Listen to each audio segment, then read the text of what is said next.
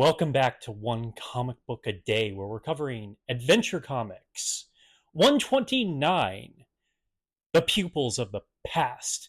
A comic that on paper I should like because it is mainly about helping people. It's about helping someone and then helping other people so he can eventually help that person. If you understand what I'm saying, it's going to become clear in a second.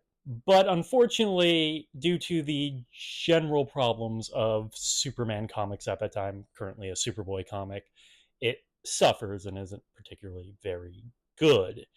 You see, the story is very simple. One of Clark's teachers, Miss Shipley, is retiring.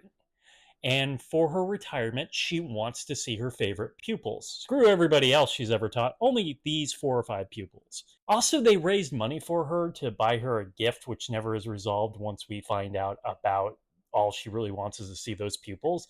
It's part of the story that's not resolved. It's how we are brought into the story. Clark is trying to figure out how what they can buy with the money, and that doesn't help, especially if Superboy is doing this all for free. So Superboy has to go find each one of these pupils. Each pupil has a problem, and like Vanilla Ice, he'll solve it. So then the comic becomes way more focused on Superman's feats, the action scenes, which you can barely call them sometimes. This involves things like him putting together a giant, real size wooden boat into a bottle he built to fit around it. So a giant glass bottle boat. I feel like I spent way too much trying to describe something so simple like that. And I don't hate these feats, but what sort of comes to me when I'm reading this between Batman is if he's going to do things like this, using his superpowers, I want to spend time with it and see sort of the dynamic angles and what he has to go through to build these things. The problem with him doing feats is they're just trying to get to one to another that not much time is spent on it. He completes these feats in like 5 panels, barely a page, even if it's that. It's more like half a page. It's not dynamic to look at or read. He just blows through it and then blows through it again. You can have him do it quickly, but let's have some fun with how he's depicted completing a feat. It's just very mediocre how we intend to do this. And when you go over to when I'm covering Batman and he just gets into a fight, well, the fights go on and are generally depicted as pretty dynamic in the way they are fighting, and they do take up more than a page. They're not like haphazardly Batman punches one guy and he's out. You can do that in a Superman comic. You just need to dedicate more time to the feats. Instead, we dedicate a quantity to the feats instead of a quality to the feats. And one of the feats is just not great to begin with. He helps one pupil create a zoo, a thing that Superman seems to do a lot, but he goes about it by pretending he sets a fire to the jungle or forest, wherever the hell they are, and has all the animals run into captivity. I hate this.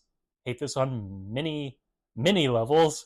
I know you'll complain at me for decrying a comic from the 1940s for depicting, terrible acts.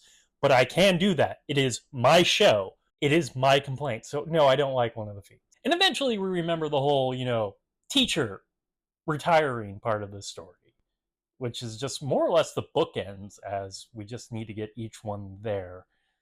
I would have liked way more to Miss Shipley and saying goodbye to her and building up that goodbye if we're helping her. One more feat, which honestly should have been the entire story.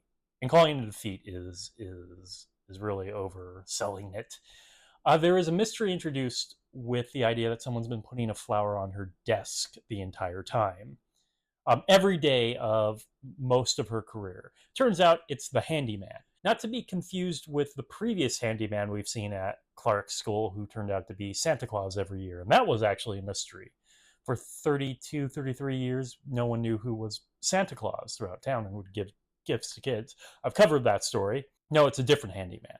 And it turns out he's the final pupil and asks her to marry him. Now, I know they're both old at this point, but there's definitely something troubling about her falling in love with one of her former grade school kids, even if their age difference is maybe 10 to 13 years. There's just something inherently troubling about the fact she taught him while he was in grade school. I don't like it. It makes me feel icky.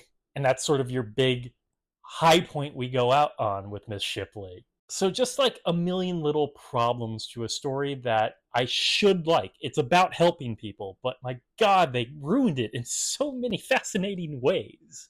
Okay, that is it from Adventure Comics 129, The Pupils of the Past. Could not remember that title for a second. If you enjoyed this video, please like and subscribe, hit the bell icon to get notifications when a new video goes up. I do this Monday through Friday, but Fridays is Bat Friday, where I cover a Batman story in either Detective Comics or Batman. And until next time, let's ponder the question, whatever did happen to the boy of tomorrow? And she didn't realize the handyman was one of her former students for like 40 years. I mean, even when he was a young man doing that job, he should have been pretty clearly one of those former students. Okay, have a great day.